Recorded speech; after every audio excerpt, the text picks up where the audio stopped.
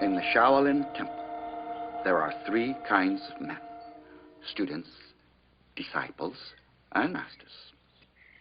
Development of the mind can be achieved only when the body has been disciplined.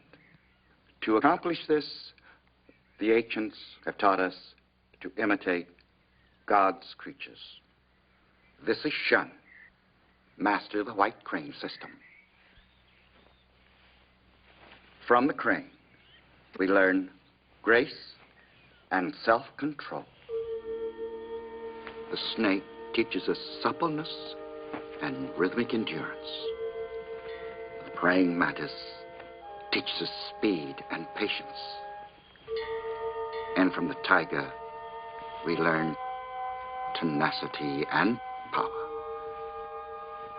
And from the dragon, we learn to ride the wind. All creatures, the low and the high, are one with nature.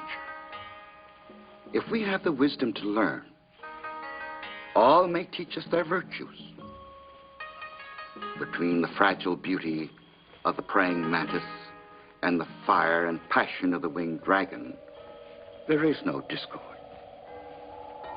Between the supple silence of the snake and the eagle's claws, there is only harmony.